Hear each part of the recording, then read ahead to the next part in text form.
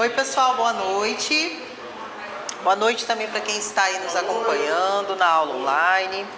Sou a professora Tamara. Hoje nós vamos para o nosso segundo dia aqui, né, revisando um pouquinho do material aí que vocês já tiveram acesso nessa disciplina de operações imobiliárias. Então hoje a gente vai falar um pouquinho da continuidade ao nosso estudo, né?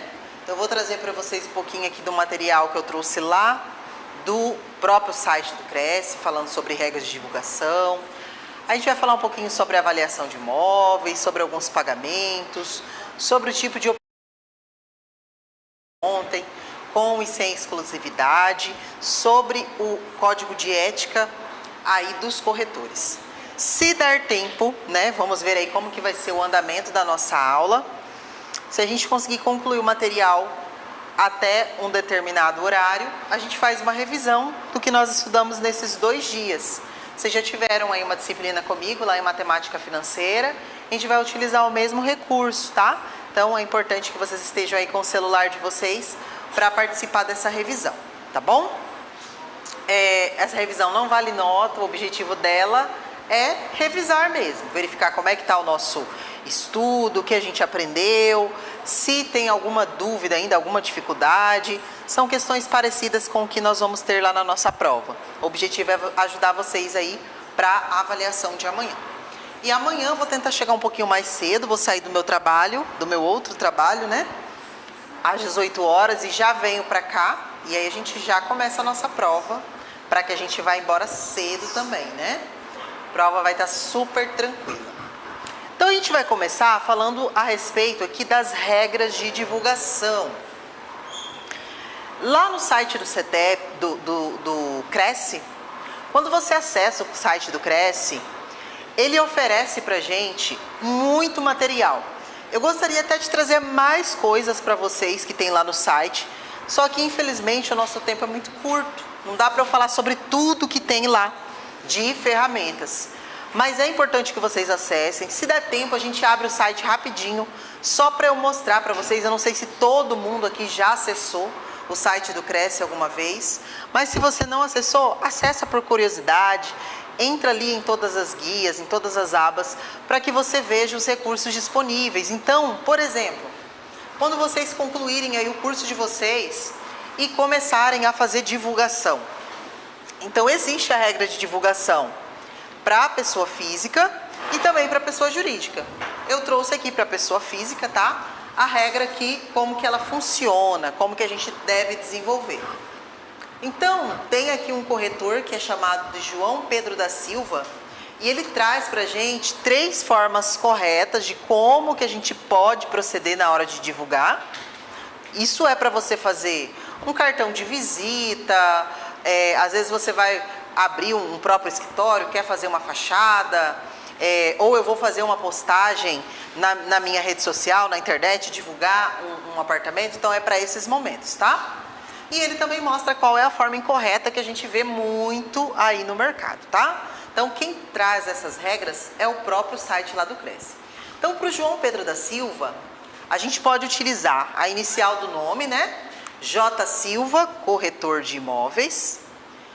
Pode colocar as 2 iniciais, né, de João Pedro, então JP Silva, corretor de imóveis, ou J. Pedro, corretor de imóveis. Então, essa expressão, corretor de imóveis, junto com o número do Cresce, então aqui ele não colocou o Cresce, mas tem que ter o número do Cresce, elas são obrigatórias para constar aí nos anúncios. Então, se for um cartão de visita, uma fachada, um anúncio na internet, em algum local, tem que constar nesta forma, acompanhada do número do Cresce, do registro.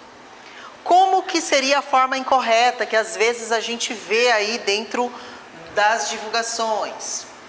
Colocando somente as iniciais, JPS Imóveis. A gente vê muito isso, né? E é uma divulgação de forma incorreta, de acordo com o Cresce, tá? Porque JPS Imóveis dá a ideia de que é um nome fantasia, como se fosse uma imobiliária e não uma pessoa física. Isso daqui é uma regra para pessoa física, tá bom?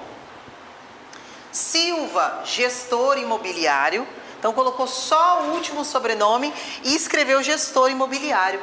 Por que não pode usar gestor imobiliário? Porque para nós aqui, nós estamos nos formando em técnico em transações imobiliárias, não em gestão imobiliária. Então, para você ser gestor, você tem que ter esta formação. O mesmo vale para avaliador de imóveis, perito de imóveis. Então, outras informações que você for constar, colocar ali, somente se você tiver essa formação, tá?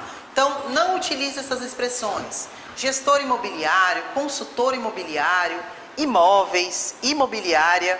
Isso aqui cabe imóveis e imobiliária lá para a pessoa jurídica. E as outras, porque a gente não tem esta formação. Gestor, avaliador, a não ser que você tenha. Se você tiver, tudo bem. Beleza? Então, um slide aqui bem rapidinho para a gente falar sobre as regras de divulgação. Não é algo que vem no nosso material, mas é importante para a gente tirar dúvida. Já tive perguntas sobre isso na aula, então eu incluí aí no meu material. Vamos falar um pouquinho a respeito de avaliação de imóveis. Então, a avaliação do valor de um imóvel, ele é um item que consta lá na tabela de referência, aquela tabela que eu mostrei para vocês ontem, que está disponível lá no site do Cresce. Então, os corretores de imóveis, se tiverem o título de avaliador, podem fazer aí a avaliação de imóveis. Então, esse valor da avaliação, ele varia para cada estado, mas costuma ficar próximo de 1% do valor do imóvel para avaliações por escrito ou uma anuidade do Cresce para um parecer verbal. Pessoal, é importante, né? Isso aqui geralmente acontece, essa situação aqui da avaliação. Então, a gente sabe que lá no momento, por exemplo, do banco, quando ele vai aprovar o financiamento para uma pessoa, vai um avaliador lá avaliar se aquele imóvel está dentro do valor que foi anunciado. Então, tem esse momento que funciona ali como avaliação. Outras situações que às vezes acontece, às vezes uma situação judicial, uma herança de família, precisa repartir aquele bem, e aí uma pessoa fala, eu vou ficar com a casa e eu vou pagar a parte do restante da minha família, quanto que vale? Então, precisa de uma avaliação por escrito, né? Então, é uma outra situação que às vezes pode ser contactado aí um avaliador ou somente aquela pessoa que quer que você avalie, né? Eu quero vender minha casa, eu quero saber quanto é que vale. Aí você vai lá na camaradagem somente, vai falar? Não, você pode cobrar. Você pode não, você deve cobrar. Porque isso está dentro da tabela de referência de vocês, tá bom?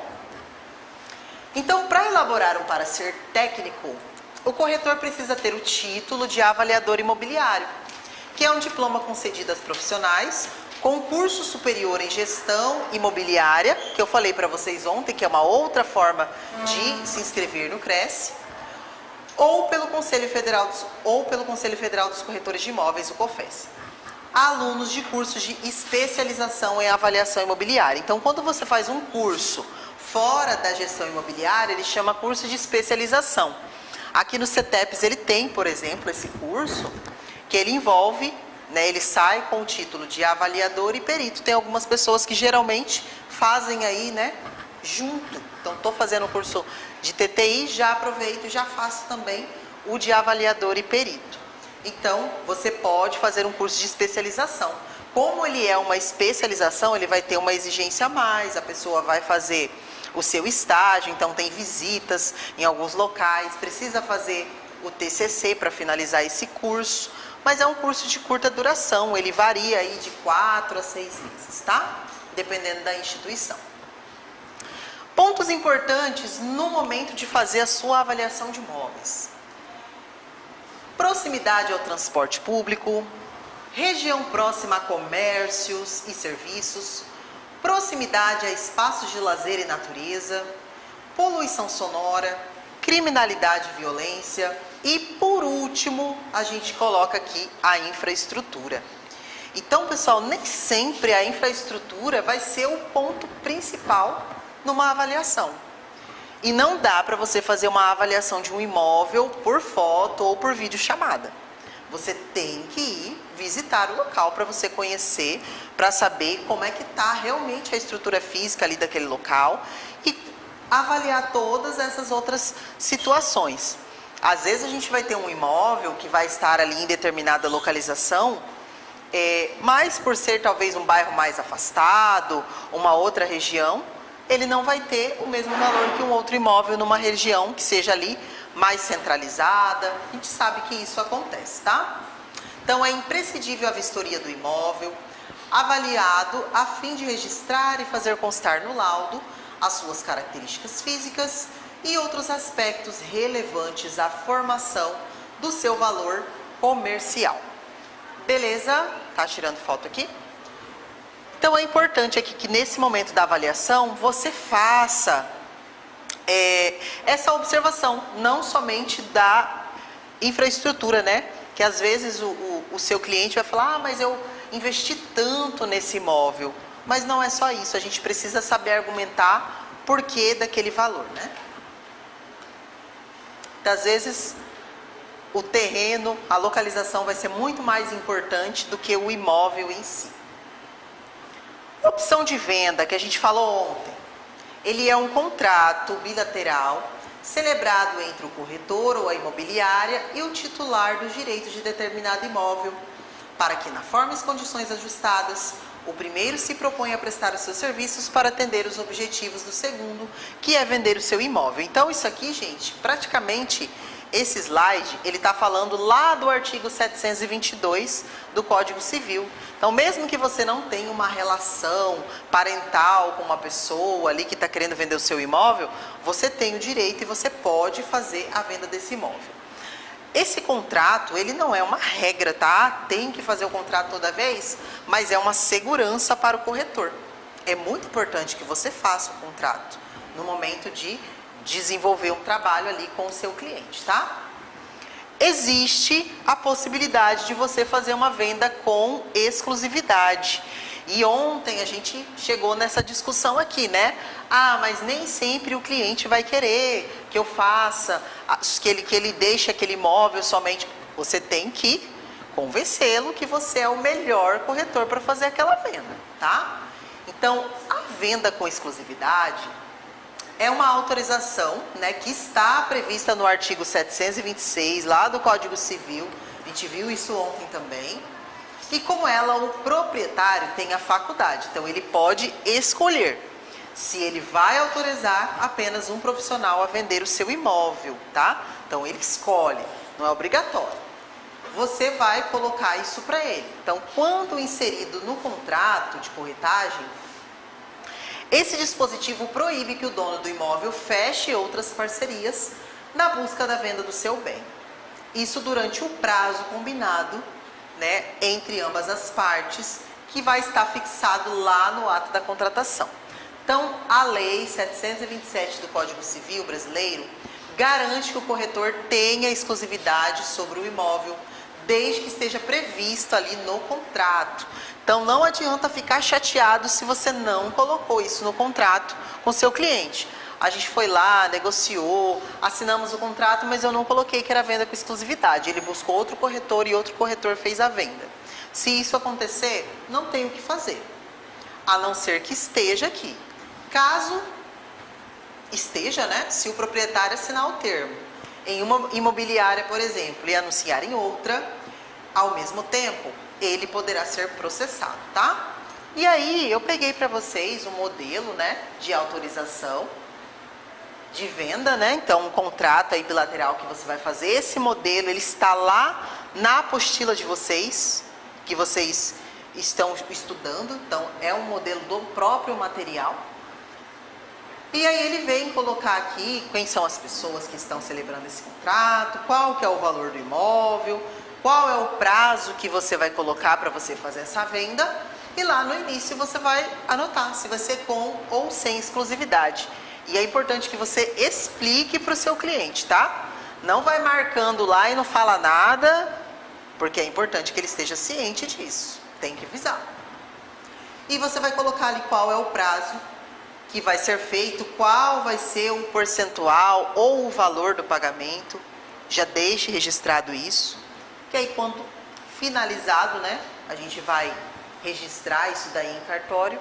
Finalizado isso, celebrada a venda, você vai receber a sua comissão devida, de acordo com o que foi assinado aqui no contrato, sem nenhuma situação aí a ser questionada. Beleza?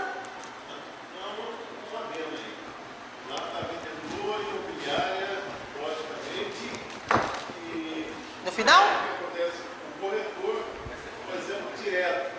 Pode. Agora, no caso, vai dividir a comissão, por exemplo, entre o corretor e a imobiliária. Tudo é acertado, como é que acontece pela lei? É o rachid? Você presta serviço para uma imobiliária. E aí vocês negociam ali, por exemplo, 50%. Aí isso está previsto lá no Código Civil, tá? Se não tiver diferente no contrato, é 50-50, porque é o que está previsto na lei. Agora, se você negociou ali com uma imobiliária, e aí a imobiliária fala, olha, é 60 para mim, 40 para você, e ela registrou isso no contrato, tá? O que está no contrato é o que está estabelecido. Mas se não estiver escrito, o que está na lei é 50-50, tá bom? Partes iguais. O site do Cresce tem todos os modelos. Tem, isso mesmo. O colega, ele falou aqui pra gente que ele acabou de acessar o site do Cresce, lá tem todos os modelos de contrato. Isso mesmo, tem todos os modelos lá que vocês podem acessar, para vocês anotarem, de vocês conseguem baixar em Word, fazer edição, tá bom? É excelente, vocês podem utilizar esse recurso aí no momento de fazer os contratos de vocês. Pode falar. Uhum. Geralmente, quando vai fazer um financiamento do imóvel, o engenheiro que vai, o avaliador que vai avaliar o imóvel, geralmente é engenheiro que trabalha no banco, né? Sim, isso mesmo. Esse curso de avaliador, eu acho que pode trabalhar no banco de avaliador. Eu acredito que o banco deva ter alguma exigência de formação para você fazer a avaliação. Eu acredito que no momento que você vai fazer a contratação, eu nunca li um edital, nunca busquei, tá? Saber como é que o banco faz esse tipo de contratação, se ele terceiriza, se é uma pessoa que já é contratada. Mas eu acredito que tem alguma exigência para você desenvolver essa função. É terceirizado, né? É terceirizado? Aí o colega, ele tem mais experiência nisso, tá?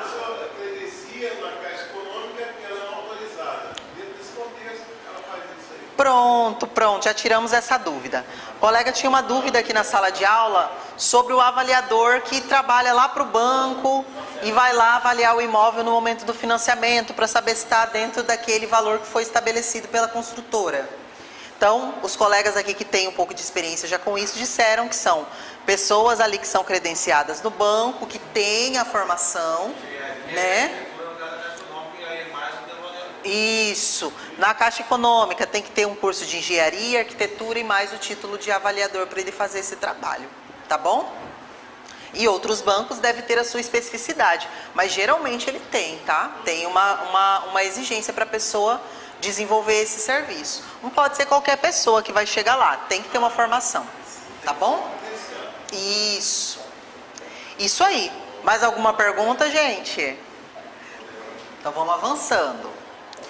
Vamos falar um pouquinho a respeito sobre os encargos aí do corretor, né? É um momento que surge um pouco de dúvidas e aí a gente vai falando a respeito disso. Então, a tributação aplicável à atividade de forma comparativa, pessoa física e pessoa jurídica, que são aí os encargos, né, do corretor, a partir de janeiro de 2015, ao constituir uma empresa, o corretor de imóveis poderá optar por 3 formas de tributação. Então, ele pode optar pelo Simples Nacional, lucro presumido ou lucro real. E a gente vai falar um pouquinho sobre cada um aqui para exemplificar para vocês, tá? Então, o Simples Nacional, ele é um regime compartilhado de arrecadação, cobrança e fiscalização de tributos, aplicável a microempresas e empresas de pequeno porte, tá? Como que a gente vai calcular aí o imposto do Simples Nacional? Então, Primeiro passo é calcular a receita bruta da empresa dos últimos 12 meses. Depois, identificar a alíquota e a parcela a ser deduzida, fazer o cálculo dessa alíquota efetiva e chegar ao valor do Simples Nacional a ser pago naquele mês. Então, o que é o Simples Nacional? Ele é previsto, tá? Na Lei Complementar número 123 de 2006 e é um regime especial unificado de arrecadação de tributos e contribuições em uma única guia para empresas que faturam aí até 3,6 milhões por ano. No final de 2014, a presidente da época permitiu aos corretores optarem aí pelo Simples a partir de janeiro de 2015. Então vai fazer 10 anos que os corretores de imóveis podem optar pelo Simples Nacional para fazer aí o seu tipo de encargo, tá? No lucro presumido, como o próprio nome diz, né? É um regime tributário em que a empresa faz a apuração simplificada do imposto de renda de pessoa jurídica e da contribuição social sobre o lucro líquido. A Receita Federal presume que uma determinada porcentagem do faturamento é o lucro e ali é cobrada a sua taxa para ser feito o pagamento. Já no lucro real, a gente precisa ter anotado todas as vendas que foram efetuadas, todos os pagamentos também, tá? Então, é um regime de tributação em que o cálculo de imposto de renda de pessoa física e pessoa jurídica e da contribuição social sobre o lucro líquido é feito com base no lucro real da empresa. Receitas menos despesas. Então, tudo que a empresa recebeu e tudo que a empresa efetuou de pagamento, tá? E com os ajustes previstos em lei. Esse daqui trata-se de um dos regimes tributários mais tradicionais que geralmente são mais utilizados, tá? Então, isso aqui é no caso do corretor, né? Que vai trabalhar com empresa. Então, essas primeiras situações aqui são para aqueles corretores que decidirem abrir a sua empresa. Mas também tem a possibilidade do corretor trabalhar de maneira autônoma, tá? Então, como que funciona, né? O corretor, ele é um trabalhador que pode trabalhar de maneira autônoma e ele deve ter em mente os tributos e impostos que deve realizar, pagamentos anuais ou mensais. Então, por ele se tratar aí de um trabalhador autônomo, ele deve estar atento às suas contribuições fiscais, tributárias e não esquecer aí do previdenciário, tá? Então, ele tem as obrigações com o município, com a Receita Federal e com a Previdência Social. Então, com a prefeitura do seu município, o corretor deve pagar o ISSQN, que é o Imposto sobre Serviços de Qualquer Natureza. 5%. Perfeito. Com a Receita Federal, o corretor de imóveis deve ter em ordem todos os recebimentos relacionados às comissões por intermediação de negócios durante o ano. Então, se houver pagamento por meio de uma empresa, pessoa jurídica, a mesma deverá realizar o pagamento através de emissão do RPA, que é um recibo de pagamento, autônomo para recolhimento de imposto. Então, é a sua declaração aqui de imposto de renda. Guarda lá todos os seus recibos que você realizar, tá? Se for prestado à pessoa física, é de responsabilidade do corretor de imóveis declarar os rendimentos em sua declaração de imposto. Lembre-se de anotar todas as intermediações, pois na declaração anual de imposto de renda deverá constar o nome da fonte pagadora pela intermediação imobiliária, com o seu CPF e o valor envolvido.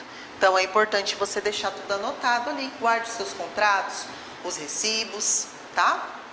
E pensando aí a respeito do futuro, a gente precisa pensar nas contribuições previdenciárias, que representam uma ajuda mensal na aposentadoria. Então, para isso, o corretor de imóveis deve se inscrever no INSS, a fim de fazer o recolhimento mensal por meio de pagamento de um carnê. O corretor poderá definir a contribuição posterior a contribuição necessária que deseja para o recebimento posterior aí da sua aposentadoria, tá? Salvo que ele também pode usar qualquer banco particular. Pode fazer também, né? Uma previdência privada, com certeza. Também pode optar por isso.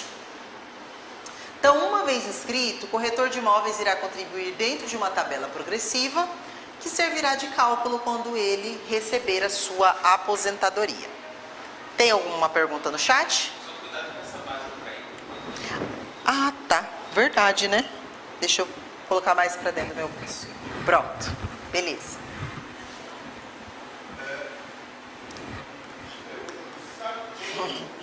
No chat tá tudo certo? Pergunta aqui, nota fiscal das comissões é necessária? Sim, é bom você registrar tudo. Então você recebeu ali, por exemplo, prestou serviço para uma imobiliária, né? Recebeu ali e teve uma nota fiscal, deixe guardado para sua declaração de imposto de renda, se você está trabalhando de maneira autônoma. Se você vai ser uma empresa, você vai ter que decidir qual vai ser a sua modalidade. Se é simples nacional, se o seu faturamento for até aquele permitido, se for superior, não dá para fazer pelo simples. Aí vai ter que ser pelo lucro presumido ou lucro real. Lembrando aos colegas aqui uma coisa importante. Eu já fui empresário, sou empresário, mas toma muito cuidado com o leão. O leão, quando morde, ele morde muito doloroso em cima da pessoa se você não seguir as regras básicas. Não, jamais omita ou vá tentar, por exemplo, fazer manobra para não pagar imposto. Isso é a pior coisa que existe. Por quê?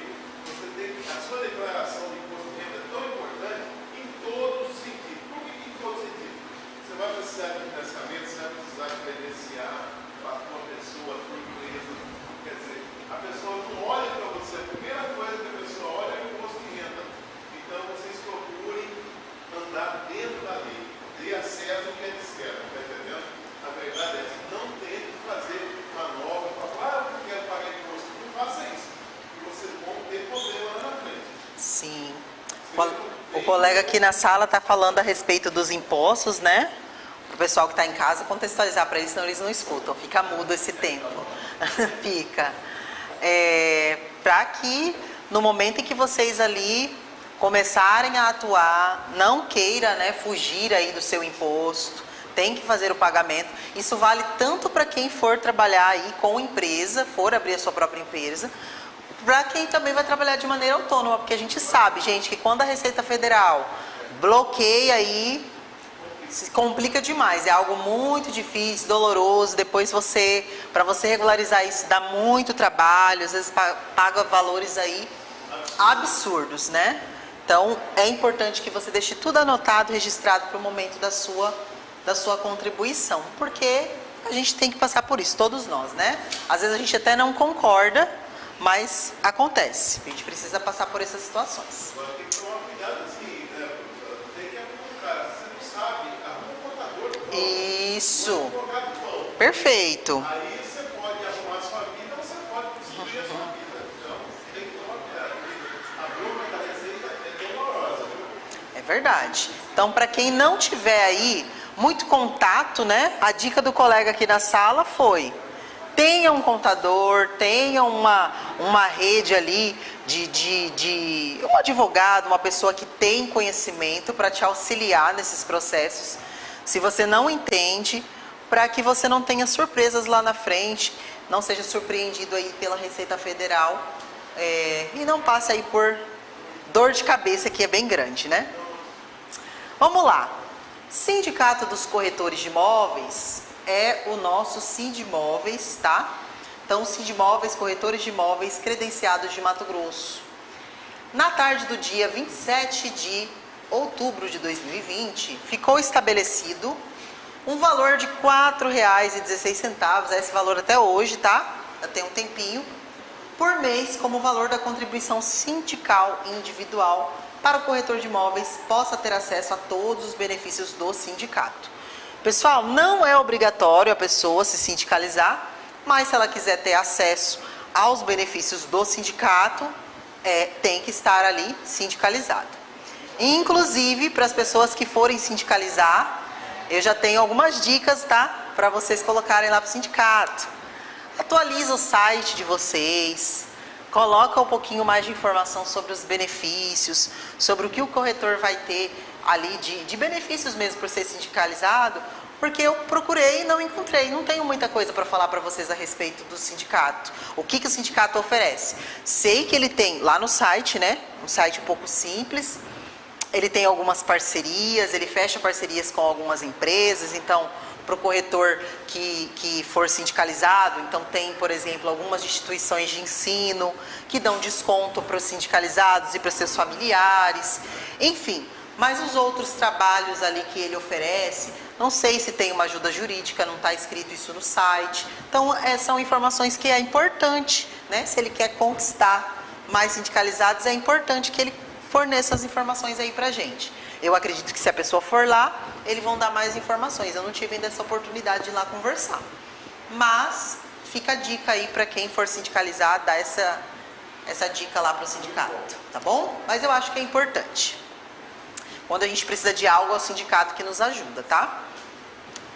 Vamos falar então a respeito do Código de Ética Profissional. A gente já falou sobre algumas coisas ontem, né? Sobre algumas penalidades, sobre algumas coisas que o Código de Ética proíbe, né? E aí a gente vai falar a respeito disso agora, dar prosseguimento. Então aqui, gente, é uma leitura assim que a gente precisa fazer com bastante atenção, que às vezes a gente fica confuso, né? Dá uma ideia de que, nossa, será que pode ou será que não pode? Então vamos lá. Aqui ele fala que o corretor imobiliário deve. Então ele deve jamais, nunca. Então ele deve nunca cometer atos criminosos. Porque às vezes a pessoa lê, deve cometer atos criminosos? Não, jamais, tá? Ele não pode. É porque às vezes eu já coloquei essa questão aqui na prova e deu um debate daquele, gente. Eu até dei uma mudada na minha prova, porque eu falei, não, tudo bem, eu vou concordar com vocês, tá? Então fica um pouco confuso. Então ele não deve cometer, Mas como está aqui, jamais, posso negar 2 vezes, né? Por isso que não tem o não deve aqui. Tá? Negar 2 vezes é falar sim. Então, ele não deve cometer atos criminosos em prol de seu benefício, tampouco agir de forma omissa, permitindo que outros colegas de profissão cometam. Então você não pode cometer um ato criminoso, e se você está vendo o colega cometendo um ato criminoso, você também não pode falar, não é comigo, estou nem aí. Não pode. Você tem que falar, não pode agir de forma omissa. O corretor deve manter constante contato com o Conselho Regional. Nós falamos sobre isso ontem. Qualquer situação que acontecer, precisa comunicar ao CRES, tá? Prestando contas de seu trabalho e contribuindo com melhorias na categoria. Ele também deve agir com ética e moralidade, ainda que esteja fora do exercício profissional. Deve relacionar-se com seus colegas de profissão com respeito, evitando qualquer forma de desavença e prezando sempre pela harmonia da classe. Então, muitas vezes vem aquela conversa que a gente falou ontem, né? Vocês colocaram na sala.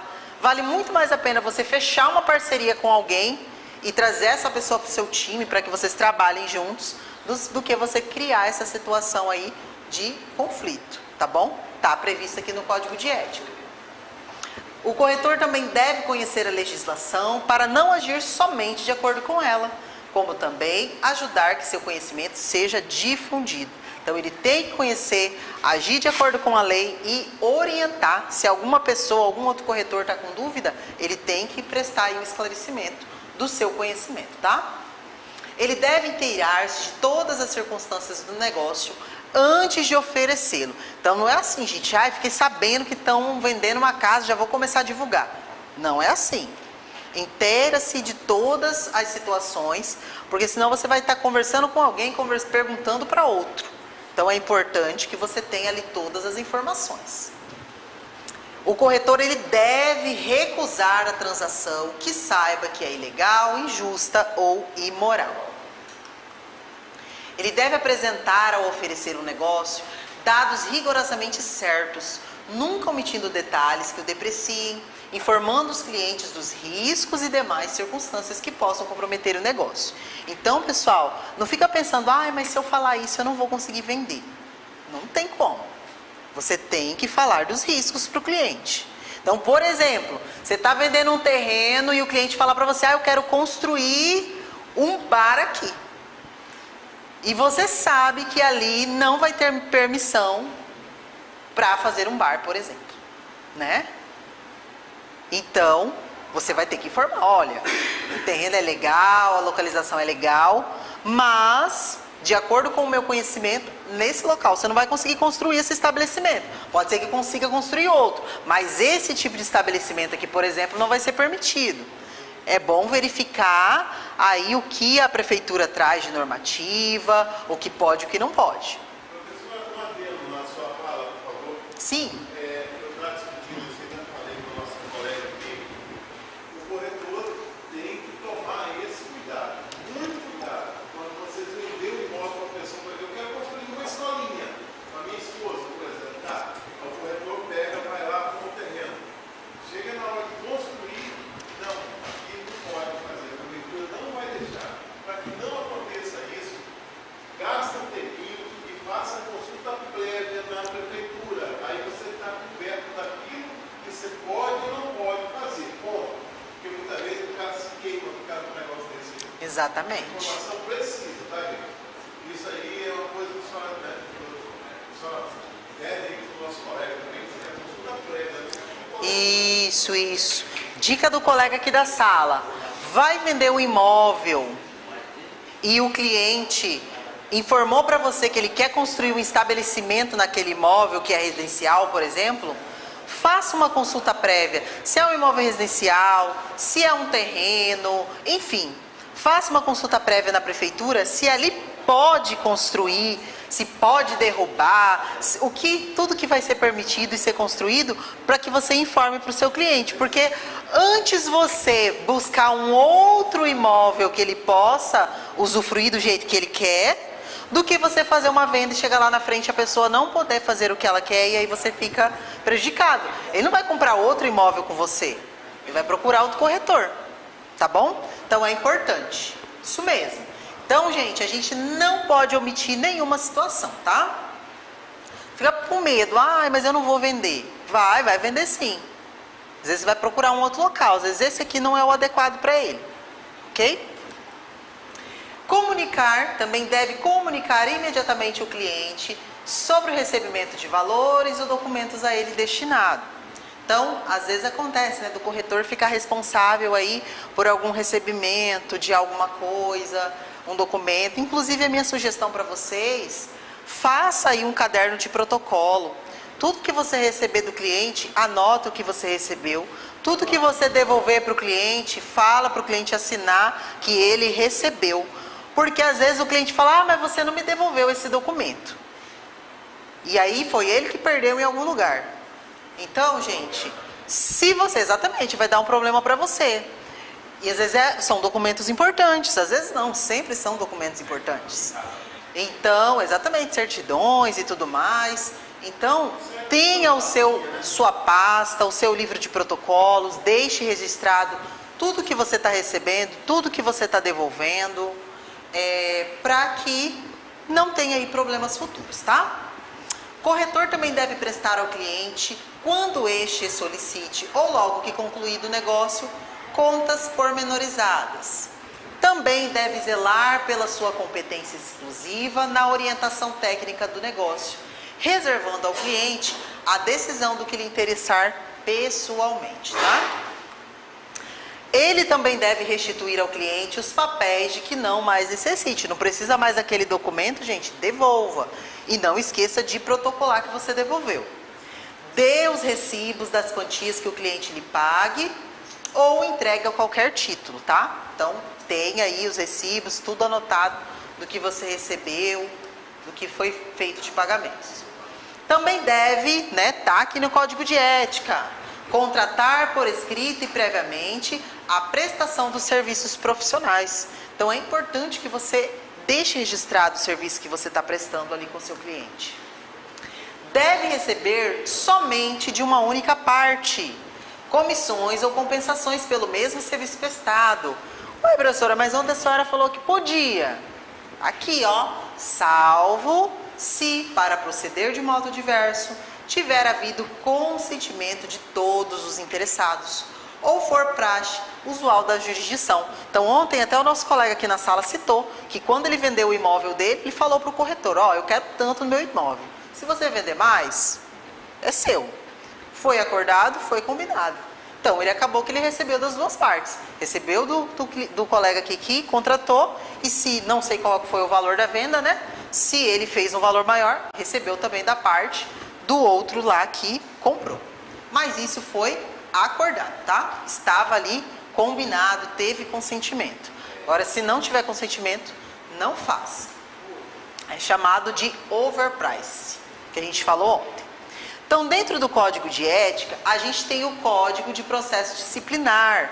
Então, essa palavrinha aqui, disciplinar, gente, é para corrigir, tá? Para penalizar. Então, para que a pessoa não faça mais. Então, o cumprimento do previsto nesse código é de responsabilidade exercida, em primeira instância, pelo Conselho Regional, nos limites de cada jurisdição e em grau de recurso pelo COFES. Então, eu falei isso para vocês ontem. Se acontecer algo e o CRES for lá e disciplinar aquele corretor ou aquela imobiliária, e o corretor ou a imobiliária não concordar, eles podem recorrer, e aí quem vai verificar vai ser o COFES. E aí vai lá para o Distrito Federal, tá bom? Além das infrações previstas no Código de Ética Profissional, há ainda outras que são classificadas como leves e graves, e a gente vai conhecer algumas aqui que são classificadas, tá? Então, quais são as infrações aí de natureza leve? Então, anunciar publicamente sem estar autorizado por escrito. Anunciar sem constar o número de inscrição. Anunciar loteamento ou condomínio sem o número do registro de imóveis. Por isso, gente, que é importante vocês olharem lá no site do CRES. Dá um dia que vocês estiverem tranquilos, acessem, vejam quais são todas as regras, como que tem que ser feito, para não acontecer nenhuma situação como essa, porque parece algo tão simples, né? Colocar o número, às vezes você esqueceu.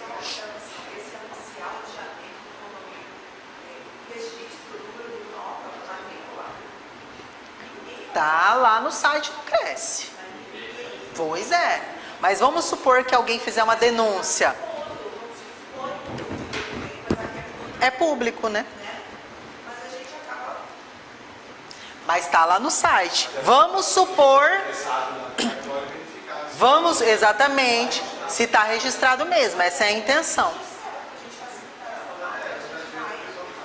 Isso, é isso mesmo. Então, a ideia é essa, que a pessoa tenha acesso para saber se aquilo ali realmente existe ou não. Porque tem gente que faz essas verificações. A gente fez nosso trabalho, é isso? Sim.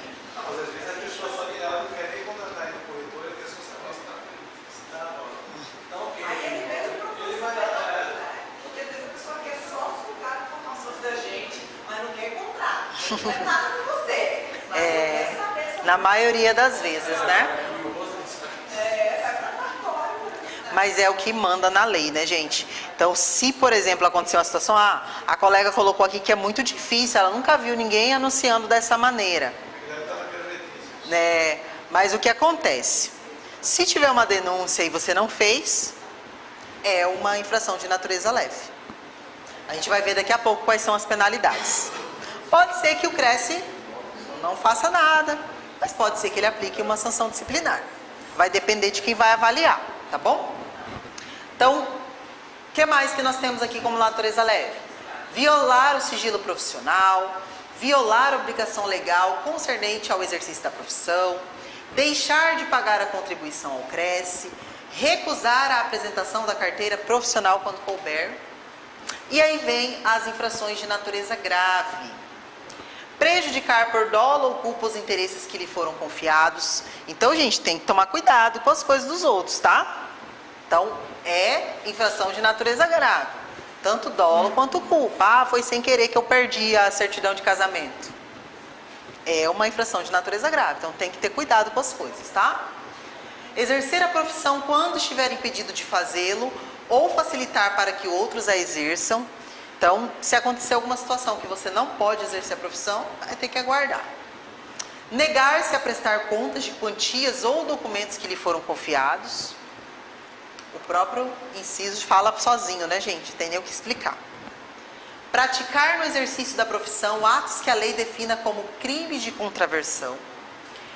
promover ou facilitar transações ilícitas que prejudiquem a terceiros, mais uma infração aí de natureza grave. E aí a gente vem para as sanções disciplinares. Pessoal, importante isso daqui, tá? Eu já coloquei essas sanções disciplinares na prova e perguntei lá se para que servia. Era um benefício? Era para disciplinar? Era para quê? Para que serve uma sanção disciplinar, né? E tinha lá descrito várias coisas. Gente, dá uma lida. Advertência, censura, multa, suspensão, cancelamento, só tem coisa ruim aqui. Tem nada bom. Então você vai no mais ruim que tiver lá. Se é para disciplinar, tá bom? Volta um pouquinho, O slide? Isso. O que está referindo esse exercício da gente pegar o imóvel, gente, pelo amor de Deus, não confie, por exemplo, na internet, tá? Não pega carona nesse negócio que está anunciado na internet, você pega, pelo amor de Deus, não vai nessa trabalho procurado. Se você não conhece o cara, se você não conhece a procedência do imóvel, não pega, porque vai dar B.O. A cada dia os golpistas estão mais profissionais, né? Mas não pega carona, não. Isso, às vezes acontece, gente, de imóveis. Eu ainda não vi situações, mas acontece situação da pessoa até ir lá e conseguir fazer com que o cliente faça a visita no imóvel, veja tudo e pague para o outro, que não tem nada a ver. Então tem que tomar cuidado, tá? Então tem que tomar cuidado com essas situações. Então, gente, as sanções aqui que nós temos, elas servem para disciplinar o corretor. E ele vai analisar o CRES, ele vai verificar ali se é de natureza leve, se é de natureza grave, se é a primeira vez que acontece, se está acontecendo aquilo ali várias vezes.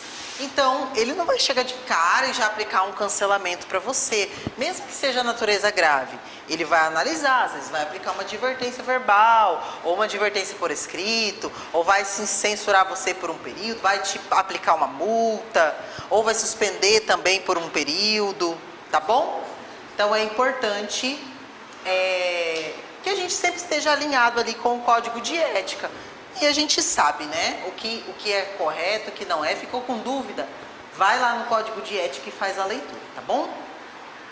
E aí a gente vem aqui para uma parte que já estamos caminhando para o final. Vai dar tempo de fazer a revisão. Sobre noções básicas de financiamento de imóveis. Então a gente vai falar um pouquinho sobre essas noções básicas, com o objetivo aí de tirar dúvidas daqueles ainda que não conhecem, tá? Então, graças à oportunidade de financiamento imobiliário oferecido pelos bancos, milhares de brasileiros conseguem aí realizar o sonho de comprar a casa própria. Então, os pacotes de financiamento imobiliário oferecido pelos bancos privados e públicos facilitam a aquisição do imóvel com taxa de juros menores e forma de pagamento acessível, o que faz com que seja uma boa alternativa para quem está em busca de sua casa própria. Então, o financiamento de imóveis, ele é uma linha de crédito de longo prazo que é oferecida pelas instituições financeiras, pelos bancos públicos ou privados, destinada à aquisição dos imóveis. E a gente tem alguns critérios aqui para analisar. Então, primeira coisa, né? A pessoa precisa ser maior de idade. Menor de idade não consegue aprovar financiamento, tá? A pessoa também precisa comprovar a sua renda, que seja capaz de cumprir com o pagamento das prestações. Mesmo que a pessoa seja autônoma, ela precisa comprovar a renda dela, tá? Então, ela trabalha de maneira autônoma, ela faz ali, por exemplo, depósitos na conta, ela tem extrato bancário, né? Ela tem o ISSQN, que, aliás, algum documento de declaração de imposto de renda, alguma coisa que ela faça, que ela consiga comprovar que ela vai conseguir fazer o pagamento. O senhor tem um gasto, né, para pessoas do mês, né, para gastar, né? Sim. As parcelas do financiamento, ela não pode ultrapassar 30% da renda familiar. Tá bom? Então, por exemplo, uma pessoa, ela recebe ali R$2.000 por mês, né? E aí ela quer aprovar ali o financiamento, quer fazer um financiamento. e conseguir um imóvel que a prestação vai ser R$1.000, 50% do valor do salário, mas eu não pago mais nada na minha casa, esse 2.000 é só para mim, né? O restante das outras coisas eu não tenho nenhuma despesa, eu tenho casa própria, não tenho nenhuma outra despesa. O banco não vai aprovar, tá? A parcela não pode ultrapassar 30% da renda aí dessa pessoa, tá? Então, se for uma pessoa casada, é importante incluir ali a renda do parceiro, porque aí ele vai conseguir ter uma aprovação. Isso vai auxiliar. Isso, ou união estável ou casamento, consegue juntar as rendas para fazer a aprovação, tá bom? Porque às vezes só a renda daquela pessoa não aprova, mas juntou com o do parceiro, pronto, deu certo. O nome não pode estar incluído em qualquer tipo de órgão de proteção de crédito. Então, gente, aqueles anúncios que a gente vê, não consulta SPC e Serasa, puro golpe. Vai consultar sim. O banco não vai aprovar um financiamento para uma pessoa que esteja com o nome ali, exatamente, em algum órgão de proteção de crédito. Exatamente, a primeira coisa é consultar. Analisar. Primeira pergunta a se fazer, né, para a pessoa. Se a pessoa já falar que tem, então no seu nome não vai aprovar. Então, é indispensável o comprovante de renda, seja trabalhador assalariado ou informal. Então, precisa comprovar a renda, tá? Então, como financiar aí o imóvel? Então, tem que atender os pré-requisitos, que a gente já falou aí no slide anterior. Sobre a maioridade, sobre a renda e sobre o nome limpo, né? E essa parte aqui, gente, não deve ser subestimada, não deve ser pulada essa etapa. Simulação do financiamento. Quando vocês tiverem um cliente que falar com vocês assim, eu tô com vontade de comprar uma casa. Primeira pergunta que você tem que fazer para o cliente: você já fez uma simulação? Tem que fazer essa pergunta. Se a pessoa falar, não, nunca fiz uma simulação, opa, então você já chama esse cliente, vai na casa dele, convida para ir no seu escritório e faça uma simulação. Tem muita gente que não sabe que ela tem que dar um valor de entrada. Ela não sabe. Tem gente, de verdade, gente, tem muita gente que não sabe que ela tem várias taxas a ser pagas. Eu gostei tanto dessa casa que vale 400 mil, mas será que essa pessoa tem 80 mil para dar de entrada? 30% agora aumentou? É 20, né? É 20? É 20, né? Ah, tá. Eu falei, já até meus últimos estudos era 20. Então, será que essa pessoa tem esse valor para dar de entrada? Não tem. Então, nós vamos ter que procurar um imóvel com valor um pouquinho menor, para que você consiga dar a entrada para aprovar o seu financiamento. Sim. Então, gente, essa etapa da simulação, ela é muito importante, tá? A pessoa tem que fazer, ou você faz, se a pessoa não tiver essa disponibilidade de encontrar, você pergunta, até que valor o imóvel que você quer comprar, ou quanto que você consegue pagar de prestação? Quanto que você dispõe para a entrada, para você fazer o pagamento da entrada? Com essas perguntas, você já vai conseguir fazer a simulação para a pessoa. E aí você já vai falar para ela, olha, o valor do imóvel que vai aprovar para você é de tantos mil, sua prestação vai ficar mais ou menos em torno de tantos reais e tal. E aí você consegue já fazer essas orientações. Tá bom? Compareça ao banco. Então aqui já é para as pessoas no momento que já está começando o financiamento, né? Após escolher o banco, verifique a agência mais próxima a você, converse com o gerente a respeito do financiamento. Os documentos que devem ser levados para a instituição financeira são RG, CPF originais e cópias, comprovante do estado civil, comprovante de renda e, se estiver em união estável ou for casado, também tem que levar a documentação do parceiro. Vai ser feita a análise de crédito e o banco vai confirmar suas informações, verificar se o nome é cadastrado em lista de restrição ao crédito e analisar se a renda é suficiente para quitar a dívida do financiamento. Vai ser feita a avaliação do imóvel, então a gente falou sobre essa etapa, né? Então você vai apontar qual que é o imóvel que você deseja financiar, o seu valor, e ele vai passar por uma avaliação que é feita pelo próprio banco, para confirmar se o valor demonstrado por você procede, né? Se não está um valor muito superior do que é aprovado. Pode acontecer, gente, do banco falar que o imóvel vale menos. Acontece. Que às vezes você vai vender o imóvel, você avaliou, você sabe, mas às vezes vai acontecer do banco falar que o imóvel vale menos. Mas não é que o imóvel vale menos. Ele vai aprovar só aquele valor para o cliente. E aí você não vai falar, como aprovou só esse valor, eu vou pagar só isso? Não. Vai ter que pagar a diferença lá para quem está vendendo para você. Na verdade, o bônus é a garantia financeira. Isso, exatamente. Ele viu que é real para garantir o financiamento. O financiamento e o que ele vai... Não vai até por mais, mas o bônus ele vai valer. Ele vai valer aquilo ali, ele vai aprovar aquele valor para o cliente, em cima daquele valor para o cliente. E aí, se o valor do imóvel for superior, aí a pessoa precisa dar um jeitinho de negociar como ela vai pagar. Tá bom? Esse laudo, essa avaliação, gente, geralmente demora umas 2 semanas, tá? Uns 15 dias para ser concluído. Depois disso, vai assinar os contratos, eles vão ser registrados em cartório de imóvel, o qual torna você legalmente reconhecido como proprietário do imóvel. Para registrar o imóvel é necessário que você pague o valor correspondente na tabela. Então, ó, tem que informar que o cliente vai pagar essa taxa. O custo do registro do imóvel varia de acordo com cada estado e de acordo com o valor do imóvel. Além disso, também incide o ITBI, que é o Imposto de Transmissão de Bens do Imóvel. E às vezes a pessoa pensa que ela vai pagar só o imóvel e não paga mais nada. Então, tem essas taxas também. Depois disso, né, a partir desse momento, você deverá cumprir o financiamento desse imóvel nas formas e condições estabelecidas no contrato.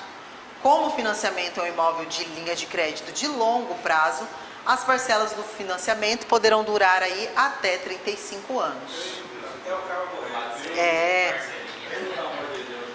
Por fim, após cumprir o contrato de financiamento do imóvel, a instituição financeira emite o termo de quitação do imóvel e este documento é a prova legal de que você concluiu o contrato, não recaindo sobre o seu imóvel qualquer pendência financeira com o banco. Então, passou os 30 anos, tem aí esse documento de quitação. Aí a gente vai falar um pouquinho sobre a diferença entre financiamento pré-fixado e pós-fixado, tá? Bem rapidinho, só uma introdução a respeito disso. A gente falou um pouquinho também lá na disciplina de matemática financeira. Então, os juros pré-fixado, as taxas de juros são definidas previamente no contrato, ou seja, o cliente saberá exatamente a quantia que pagará em cada parcela. Por outro lado, os juros pós-fixados, com um R a mais aqui, desculpa, significa que a taxa de juros varia durante o contrato do acordo, de acordo com os índices de inflação, não sendo fixas. Então, vai ter uma variação aí de taxa ao longo dos anos, dependendo da inflação. Mas tem colocou indexador aí, né?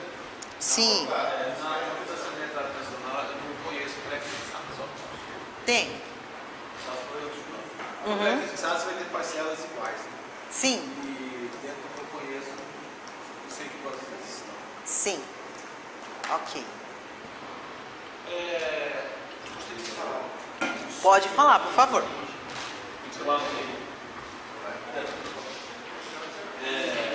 Pessoal, o colega vai falar aqui na sala. Você quer falar no microfone? Não, o microfone não vai só perto. Tá bom. Boa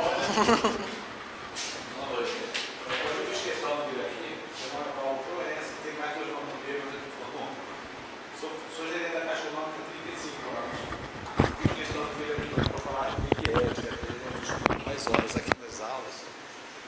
E o que eu vejo lá na Caixa Econômica não é uma coisa muito bonita. Né? Tem muitos colegas de vocês aí, quem já está na profissão, que fogem bastante à regra de ética, principalmente para com os clientes. Né? Quando você fala em a renda tem que ser boa para comprar, nós verificamos muito arrumação de renda para que a pessoa consiga fazer o financiamento. O que a gente vislumbra nisso enquanto funcionário da Caixa, estou falando por mim, não estou falando pela superintendência para ninguém. Eu estou fazendo um curso de corretor de imóveis para minha aposentadoria, né? Quando aposentar, vou fazer corretagem. Mas a gente vê muito inserção de dados falsos falsos, eu falo que são falsos, para que o corretor consiga ganhar a comissão da construtora, né? E consiga fazer com que aquela venda indevida para o cliente. E o que a gente vê na maioria das vezes, esse cliente não consegue pagar. Nós temos clientes que não conseguem pagar nem a primeira prestação. Então nós estamos brincando com o sonho de uma pessoa. Quando a gente faz isso, além de a gente estar indo contra todas as questões éticas, nós estamos brincando com o sonho de uma pessoa. Que às vezes é o sonho de uma pessoa que é casada, que tem um filho, que tem 2 filhos, né? Então, invariavelmente, o que mais precisa, não tem condições. Eu tenho pessoas que financiaram uma casa de 400 mil, que a renda dele é 3 mil e a prestação dele é 3 mil. Vai perder a casa. O cliente sabe disso? O cliente sabe disso ou ele está iludindo o cliente? O corretor iludiu o cliente. E vou ser sincero e falar que o corretor iludiu o cliente. Porque ninguém sabe com vocês, eu com meu salário de 35 anos de Caixa Econômica, não sou nenhum não. Eu não financio um imóvel de 500 mil para me pagar 5 mil por mês. Não consigo pagar. Você entendeu? Então, assim, a gente tem que ter bastante cuidado com o sonho do cliente. Há muito tempo atrás, um superintendente da Caixa veio aqui e falou assim, gente, quando vocês assinam um contrato, é só mais um contrato, nós da Caixa Econômica. Mas para o cliente é o contrato da vida dele. Sabe? Então, assim, eu vejo já faz horas desse curso, ele vem vendo falar de ética. Eu falei, não, hoje eu vou lá para me falar a respeito disso. Porque são 35 anos. E a primeira coisa que você tem que falar, quando você fala assim, vai no banco, vê com o gerente. Eu tenho um caso de um defensor público, meu amigo, ele falou, Paulo, a Caixa não aprovou o meu financiamento. A renda dele é boa, é muito boa, sabe? É muito boa, está acima do teto nacional, bastante. Qual o relacionamento dele com a Caixa? Não tem. O relacionamento dele é com o Banco Itaú. Sim. Aí ele vem na Caixa para financiar, não vai conseguir.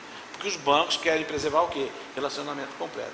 Então tem muitas coisas que a professora falou aqui, que nós temos que nos ajustar enquanto corretores de imóveis. Né? A questão da documentação. Primeira coisa, faz a simulação com a pessoa lá, cara, você não está.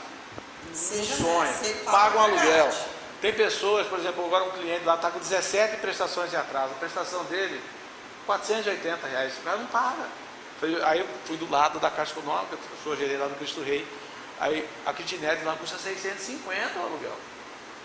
E o cara não paga 480. Então também verificamos que para alguns a prioridade não é a casa. Também nós temos. Então, assim, tem muitas coisas que eu fui vendo aqui, falei, vou falar agora, não vou falar agora. Daqui a pouco ela vai falar em saque e price. Não sei se ela vai falar ou se ela já falou ontem. São as tabelas, né? Muitos corretores pegam e enfiam no cliente a tabela price, porque ela paga uma prestação mais barata, mas só que no longo prazo ele não vai conseguir pagar isso nunca. Sim. Então, se couber, eu sou usa saque. Se couber na saque, vende. Se não couber, não faz, cara. Não faz porque só vai dar trabalho para nós na cobrança e vai acabar com as pessoas. Beleza. Verdade, muito importante. É aquilo que a gente falou ali um pouquinho, né? A respeito no código de ética. Precisa falar todas as informações para o cliente. Mesmo se isso for cancelar a sua venda. Não vou conseguir concluir sua venda. Às vezes você não conseguiu concluir ela agora, nesse momento. O cliente vai amadurecer, daqui a pouco ele vai conseguir. Eu mesmo, quando eu comprei minha casa com meu esposo, a gente viu aquela casa, aquele condomínio, foi paixão à primeira vista. Não conseguimos comprar no primeiro momento, porque não estava dentro do nosso orçamento. A gente economizou mais um pouco, juntou mais um pouquinho, que a gente morava num apartamento. Juntamos mais um pouco. De repente surgiu outra casa naquele mesmo condomínio que eu tinha gostado. E deu tudo certo, e hoje a gente está lá. Mas se naquele primeiro momento, às vezes, o corretor não tivesse sido honesto, às vezes a gente não conseguiria. Estaria aí num sufoco, com uma prestação que não daria pra gente. Enfim, isso é importante mesmo. Mais uma coisa, porque essa questão de forjar a renda, temos empresas aí, que forjou o contrato de trabalho, fez o recolhimento de um FGTS, o colega que fez o financiamento não viu, e não tem, cara, esse FGTS a empresa lá que fez para mim financiar meu imóvel. Nossa. Então, assim, são coisas absurdas que ele fez, são coisas absurdas que ele fez. Tem um caso específico que, por minha curiosidade, fui dar uma olhada, né? Eu sou gerente geral da agência, pressão na linha contrato. Eu não curiosidade. Aí não aprovou, deu negócio, o cara ficou olhando lá, o que era. E aí aprovou. O cara fez 5 avaliações. Aí eu falei, deixa eu olhar essas outras avaliações. O que não aprovava? A renda dele do casado. Sim. A renda informal. Em 10 dias, que aparecia lá, né? A renda informal dele no dia 2 de abril era 3 mil e poucos reais, a informal. No dia 12 de abril era 6 mil e poucos. Aí passou. Aí aprovou. Vai assinar o contrato aqui. Você entendeu? Porque eu estou forjando uma venda, uma renda que o cara não vai conseguir pagar. A construtora vai vender, vai receber o seu lucro, o corretor vai receber a corretagem e a Caixa Econômica vai ficar com ele. E isso aí penaliza o próprio corretor. Nós não fazemos denúncias aí. Né? Nem sei se vou fazer isso na vida de alguém. Deveria, né? Mas esse tipo de situação cancela os correspondentes bancários, tem muito cancelamento. Tem muito corretor que já vai lá e fala, isso é aquele lá, ele já risca o contrato dele na hora e passa para os outros todos. A rede social hoje, nós somos 78 agentes no estado. A hora que cai uma aqui, a gente vai 78 agentes. Então, é melhor a gente cuidar do nosso nome. Sim. E é aquilo que a gente tem que pensar, né? Se a gente se propor a fazer isso, o que vai nos diferenciar desses golpistas da internet? Nada. Para mim é um golpe da mesma maneira.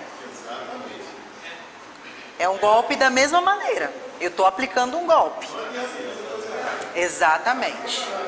Então é isso. Pessoal, a gente vai fazer, agora são 8 horas e 8 minutos, vai dar tempo da gente fazer nossa revisão, tá? Sobre o price e o saque, eu falei na disciplina de matemática financeira, não sei se vocês se lembram. Não lembra? Eu trabalhei esse conteúdo na disciplina de matemática financeira, tá? Eu quero que vocês peguem o telefone de vocês. Quem está em casa também pode participar. Digita aí na internet kahoot.it e digita este código PIN aqui. Isso, quem está aqui na sala consegue escanear aí o QR Code para acessar, tá? Não, o apelido é o seu nome. Você pode colocar seu nome ou um apelido. Fica à vontade, tá? Eu vou sentar aqui.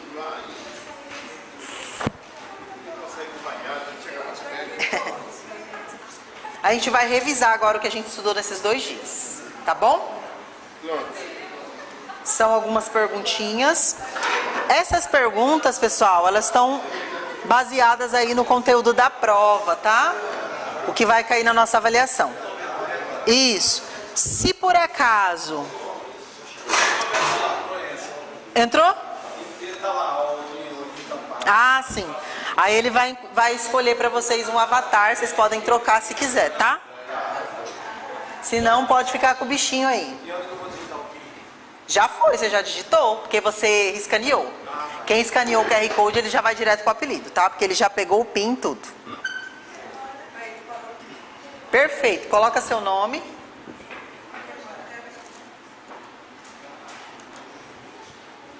Podemos começar?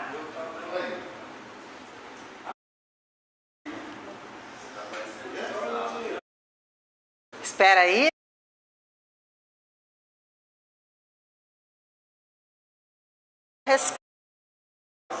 Pode ser que vocês já vão ter respondido aqui na sala, mas a gente vai esperar o minuto acabar para que dê tempo do pessoal que está em casa também participar e responder.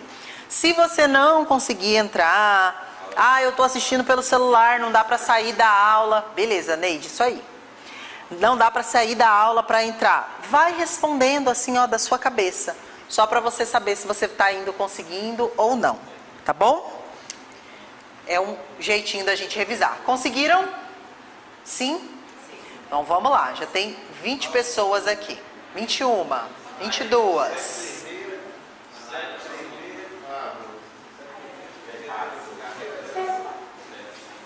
Conseguiu?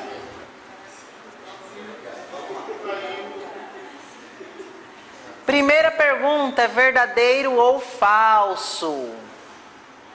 O corretor de imóveis se enquadra na categoria prestador de serviços? Se você acha que é verdadeiro, você vai clicar aí no seu botãozinho azul. Se você acha que não é verdadeira, que o corretor não é um prestador de serviços, vocês vão clicar no botão vermelho. Aí no celular de vocês vai aparecer somente os botões com as cores, tá? A perguntinha vai aparecer aqui na tela e eu vou fazer a leitura para vocês. Beleza, acabou o tempo. 20 pessoas acertaram. O corretor se enquadra na categoria prestador de serviço. A gente falou ontem, foi o comecinho da nossa aula. O corretor, ele é um profissional liberal, precisa ter uma formação técnica, estar ali registrado dentro de um órgão que é um conselho, né, de classe ou ordem. No nosso caso é o Conselho Regional aí dos Corretores de Imóveis. E ele se enquadra nessa categoria de prestador de serviços. Não vão esquecer, tá, gente? Isso aí vai estar lá na prova de vocês. Muito bem, Proença ficou em primeiro lugar, respondeu mais rápido. Quem responde mais rápido recebe mais pontos.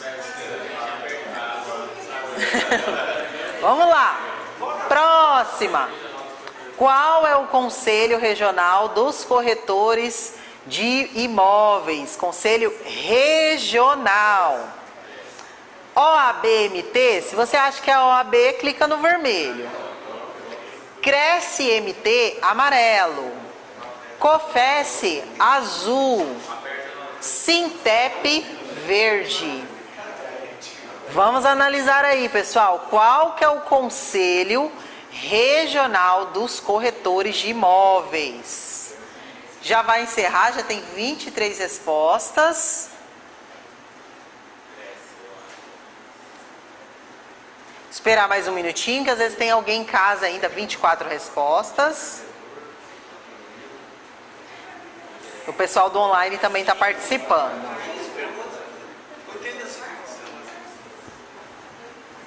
Pronto, encerrou. Muito bem, a maioria acertou. Cresce-MT, Conselho Regional.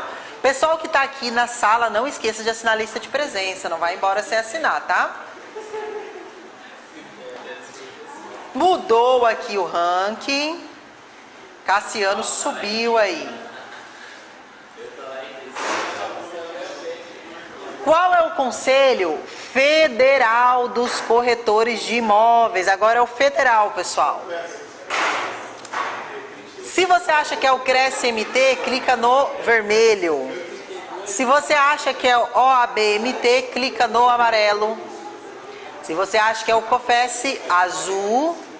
E se você acha que é o CAU-MT, é o verde. Vamos lá, a hora que 24 responderem, eu já avanço.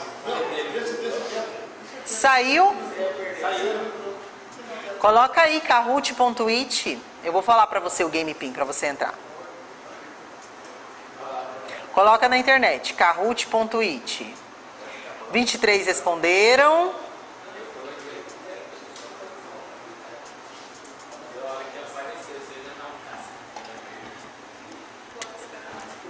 São 15, já estamos na número 3, tá acabando. Vou colocar o Game Pin aqui para você. 736-602. Para quem quiser entrar depois, tá bom? Isso aí, COFES. Todos não, uma pessoa clicou errado, né?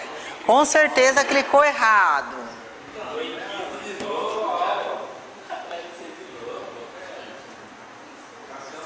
Avançando. Verdadeiro ou falso?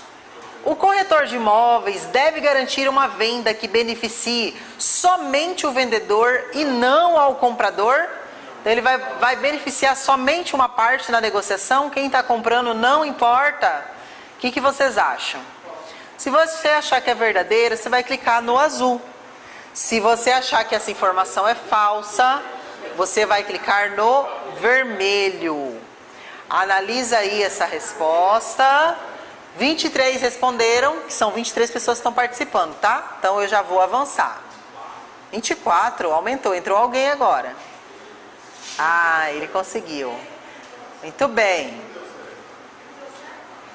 Uma pessoa clicou errado, né, gente? Não é possível, né? Então tudo que nós falamos aqui não valeu de nada, né? Já pensou? O corretor, ele tem que garantir uma venda que beneficie ambas as partes na negociação, tá bom? Não é somente o vendedor. Muito bem, alguém caiu de posição. O que faz um corretor de imóveis, gente? Conserta imóveis? Será que é isso? Corretor de imóveis conserta imóveis? Você acha que é isso? É vermelho. Presta assistência médica? Amarelo. Ministra aulas? Azul. Vende e intermedia a compra de imóveis em troca de comissão? Verde. Vamos lá, vamos ver o que faz um corretor de imóveis. Pergunta difícil, né?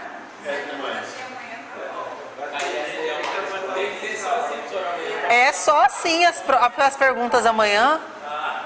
Desse jeitinho, vocês vão ver. Gente, de verdade, essa minha prova de operações, ela é feita bem rapidinho, tá? Tranquilo, presente pra vocês. Isso mesmo. Tem um cara de brincadeira aí. É, tem alguém que tá zoando. Ele pode até ministrar aula, tá? O corretor, se ele virar professor no curso de técnico em transações imobiliárias. Mas ele vai ter que ter um curso de licenciatura, vai ter que fazer uma formação. Muito bem, Naira está subindo aí. Verdadeiro ou falso? O Cresce foi criado para atender a necessidade do corretor e evitar o mau exercício da profissão? Se você acha que sim, clica no azul de verdadeiro. Se você acha que não, que o Cresce não foi criado para atender a necessidade do corretor, você vai clicar no vermelho. Vamos lá, falta só 3 responderem. Que aí eu já pulo para a próxima. Acho que esses 3 são do online. Ó, 22.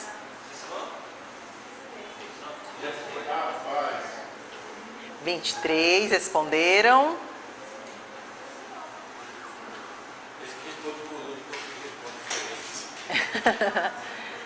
É, lá, vou zoar também, né? Acabar o tempo, último. 3, 2, 1, terminou. Muito bem, a maioria acertou. O Cresce ele foi criado para atender a necessidade do corretor e evitar o mau exercício da profissão. Serve aí como parâmetro para a sociedade, tá? Muito bem, subiu, mudou o ranking. Se um corretor cobrar 10% na venda de um imóvel que foi vendido a R$120 mil, quanto ele receberá? Vamos ver se vocês vão receber a comissão certa agora. 10% de 120 mil. Quem acha que é 1.200, clica no vermelho. Quem acha que é 12 mil, clica no amarelo. Quem acha que é R$120, clica no azul. E quem acha que é R$6 mil, clica no verde. Vamos lá. 10%, aquela continha fácil.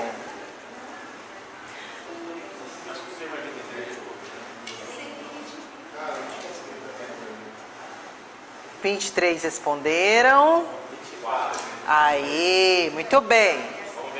Maioria acertou. Ó, vai ter 2 corretores aí, aliás, 4 corretores que eles vão levar golpe dos clientes deles, hein?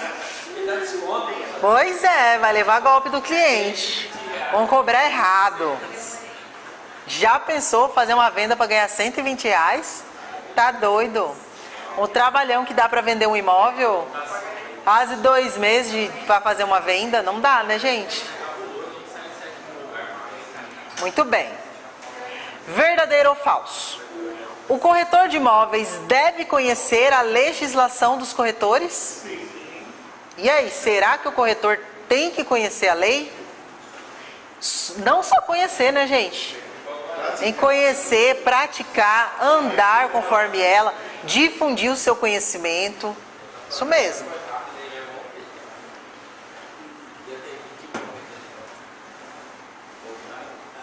(23) 24, muito bem.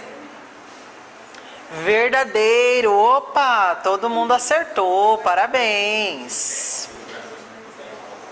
Será que essa provinha de amanhã vai estar mamata? Vai estar mamata sim, facílimo. Verdadeiro ou falso? Agir em benefício próprio é agir com ética? Não. Se você acha que é verdade... Ah, eu cliquei errado. Já teve gente falando assim aqui na sala, né? Se você acha que agir em benefício próprio é agir com ética, clica no azul. Se você acha que não é ética, clica no vermelho. Tá bom? –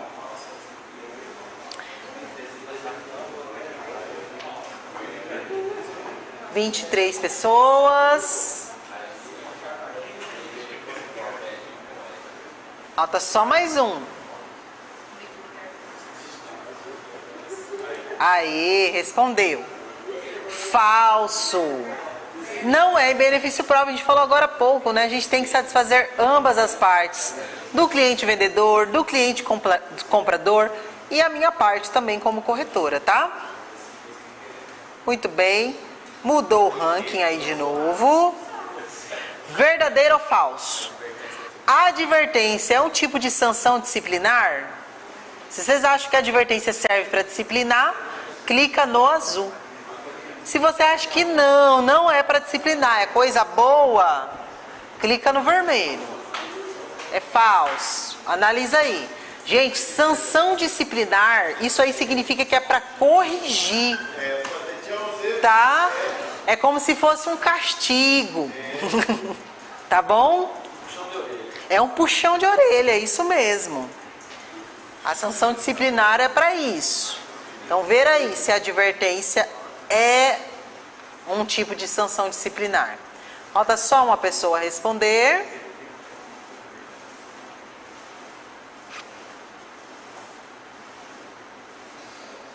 Vai acabar o tempo. Ó, se acabar o tempo e não responder, fica sem resposta. Perde.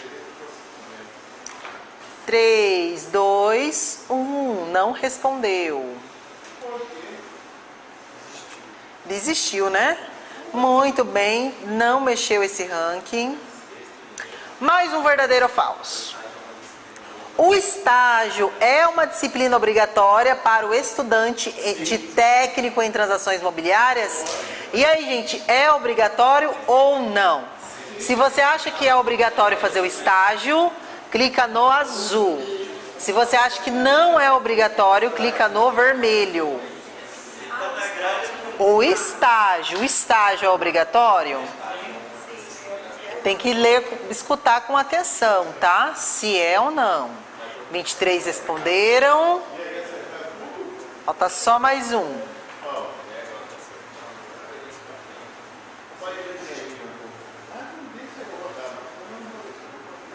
Será que esse último desistiu? Aí, respondeu, muito bem. Isso aí, a maioria acertou. O estágio, pessoal, é disciplina obrigatória. Você só vai conseguir se inscrever no Cresce quando terminar o curso e realizar o estágio, tá? O que não é obrigatório é a carteira provisória. Pode ser que ficou essa dúvida, tá bom? A carteira não é obrigatória, mas o estágio sim, tá bom? Depois eu vou expor, depois eu vou abrir aqui a planilha, vou mostrar quem está errando. Muito bem. Verdadeiro ou falso? A carteira provisória que a gente acabou de falar, do estagiário, ela vale por 1 ano e meio? Se você acha que é verdadeiro, clica no azul, que ela vale por 1 ano e meio. Se você acha que não vale por 1 ano e meio, você clica no vermelho.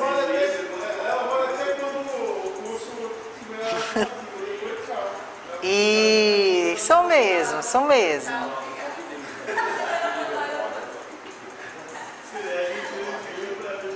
Falta só uma pessoa responder. Muito bem.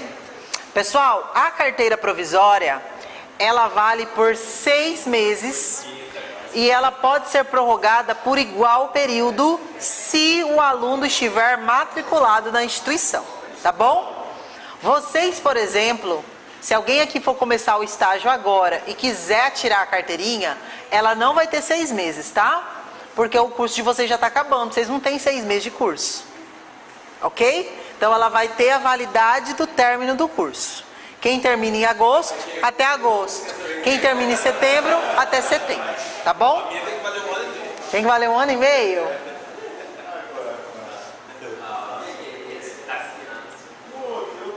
Verdadeiro ou falso? Overprice caracteriza como um ganho adicional superior à comissão normal devida pelos serviços prestados, recebido de forma camuflada, sem que todas as partes estejam sabendo. Se vocês acham que é essa a informação, camuflada significa que o pessoal não está sabendo, tá bom? Se você acha que o overprice é isso daí, ganho adicional de forma camuflada, clica no azul. Ó, eu tive uma construtora lá que me denunciou um negócio desse aí, mas aí eu não sei se ela denunciou o corretor, mas ela já proibiu eles. 24. Sim, jogo sujo, muito bem. Esse é o overprice, tá? A gente falou que eu posso cobrar um valor a mais, só que não pode ser de forma camuflada. Se ambas as partes concordarem, você pode. É chamado de overprice, tá? Muito bem. Questão 14. Qual o sindicato dos corretores de imóveis em Mato Grosso? Vamos ver se vocês lembram. Quem acha que é o Sintrai, clica no vermelho. Quem acha que é o Sintep, no amarelo. Sindimóveis, no azul.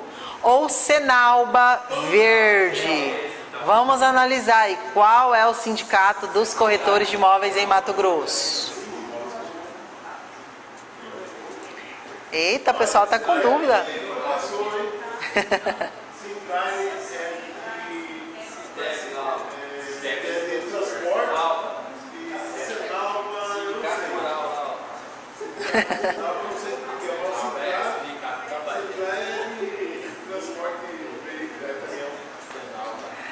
Falta só uma pessoa para responder. Terminou. Maioria acertou. Sindimóveis. Muito bem. Eita, que mudou de novo esse ranking. Última pergunta. Vamos lá. Locar, conceder a outrem mediante pagamento de uso e gozo do bem do imóvel por determinado tempo. O que será que é isso?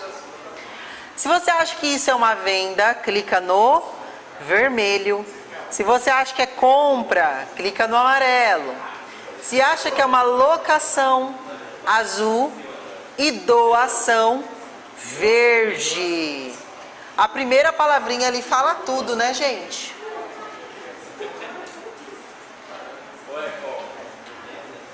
Amanhã 6 horas. 6 horas eu saio do meu trabalho. Eu vou chegar aqui umas 6h20, 6h30. Já, quem tiver aqui já vai fazer. Eu vou ficar aqui, gente, até o último terminar e eu terminar de lançar no sistema. Porque eu não levo serviço para casa. Eu vou lançar tudo aqui, tá? Todo mundo acertou. Terminando, vamos ver o nosso pódio. Em terceiro lugar, Naira. Tá aí, Naira? Parabéns. Aldir, segundo lugar. Em primeiro, FX Atemida. Quem que é FX Atemida? É FX mesmo? Muito bem. Pessoal, então é isso. Espero que eu tenha colaborado aí com o conhecimento de vocês.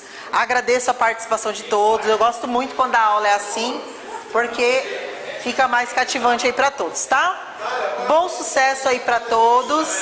E amanhã estaremos aqui para nossa avaliação, tá bom? Tchau, tchau. Até mais.